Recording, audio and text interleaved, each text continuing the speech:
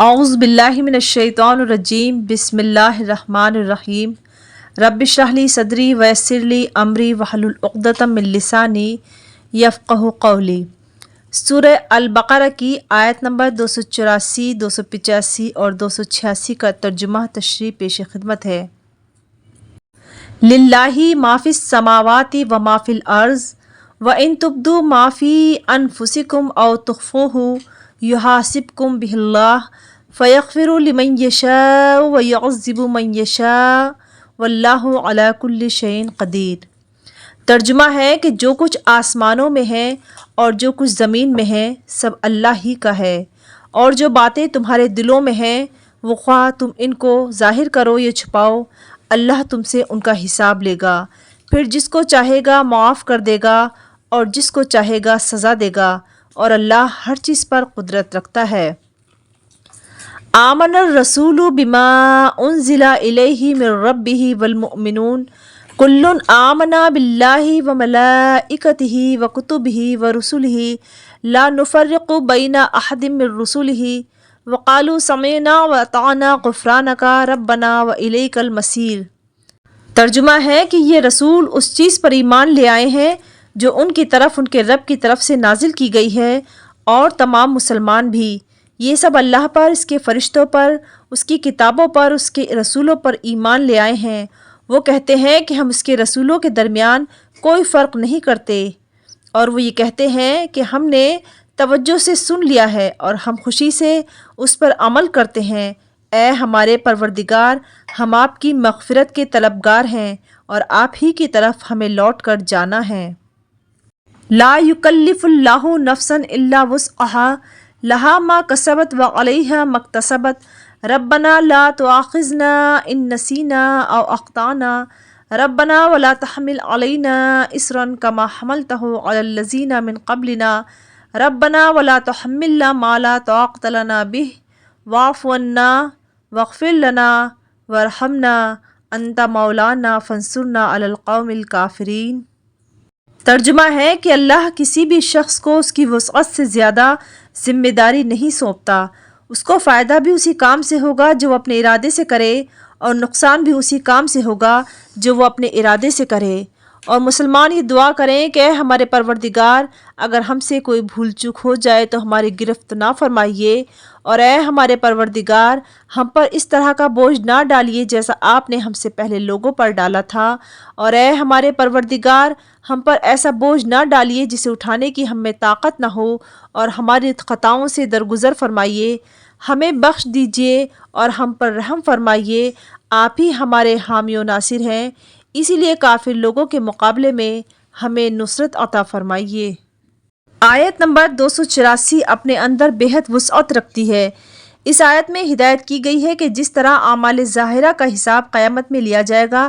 اسی طرح چھپے ہوئے اعمال کا حساب بھی ہوگا اور خطا پر مواخذہ بھی ہوگا۔ یہ آیت سورہ بقرہ کے آخر میں لائی گئی ہے۔ اس میں بڑی حکمت ہے، کیونکہ سورہ بقرہ قرآن کریم کی ایسی بڑی اور مہم سورہ ہے جس میں احکام الہیہ کا بہت بڑا حصہ بیان کیا ہے۔ اسی سورہ میں اصولی اور فروعی معاش کے متعلق اہم ہدایات، نماز، زکوٰۃ، روزہ، قصاص، حج، جہاد، طہارت، طلاق، عدت، خلا، رضاعت، حرمت شراب، ربا،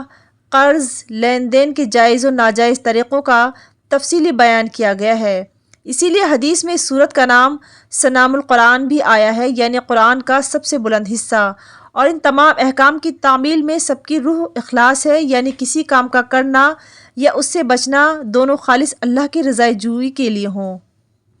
ان میں نام و نمود یا نفسانی اغراض شامل نہ ہوں، اور ظاہر ہے کہ اخلاص کا تعلق انسان کے اندر سے ہے، اس کی درستی اسی پر موقوف ہے۔ اس لیے سورت کے آخر میں اس آیت کے ذریعے انسان کو تنبیہ کر دی گئی ہے کہ فرائض کی ادائیگی یا حرام چیزوں سے پرہیز کے معاملے میں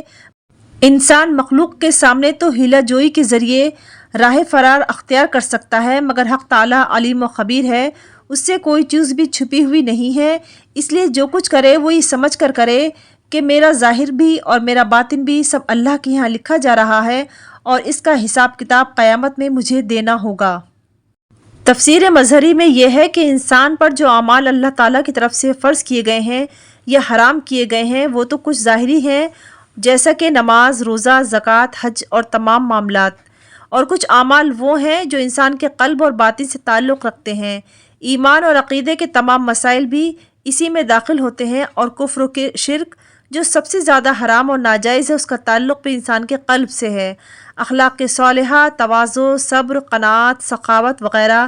اسی طرح سے برے اخلاق، کبر، حسد، بغض، حب دنیا، حرص اور لالچ، یہ تمام چیزیں جو قطعی طور پر اسلام میں حرام ہیں، ان سب کا تعلق بھی انسان کے اندر سے، اس کے دل سے ہے۔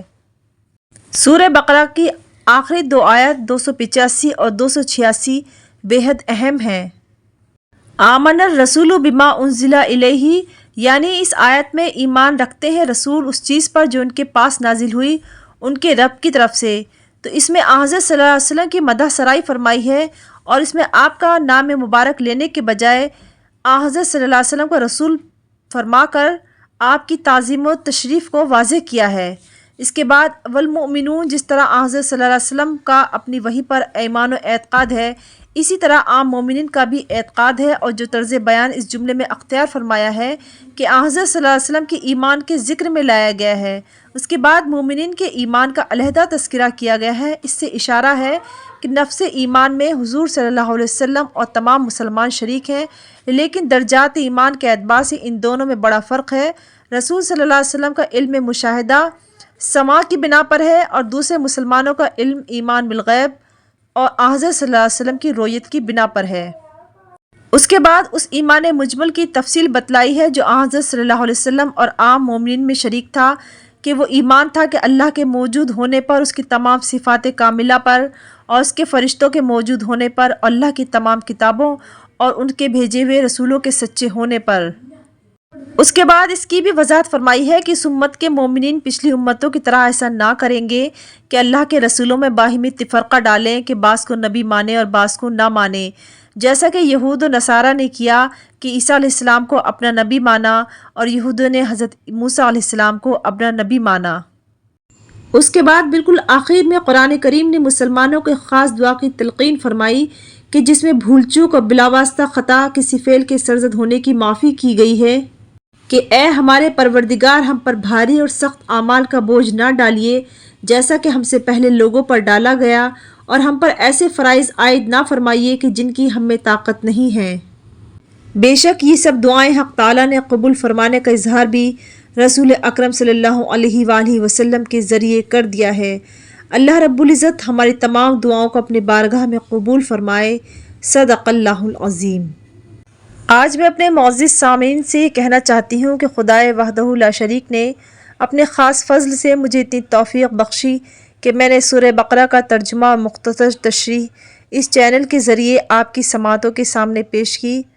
عرصہ طویل رہا مگر طویل ترین نہیں رہا، عمر بیکار بے مصرف گزر ہی جاتی ہے۔ صحیح اور اچھائی کا ایک پل بھی رب کریم کی بارگاہ میں شرف قبولیت پا سکے تو بندگی کا کچھ تو حق ادا ہو سکے۔ میں نے بہت سادہ انداز میں ترجمہ تشریح پیش کرنے کی کوشش کی ہے۔ آپ سب امت مسلمہ کے مرحومی کے لیے آج اس ختم سورہ بقرہ کے موقع پر دعائے مغفرت فرمائیں، اور امت مسلمہ کی ذوب و حالی کے لیے دعائے خیر فرمائیں۔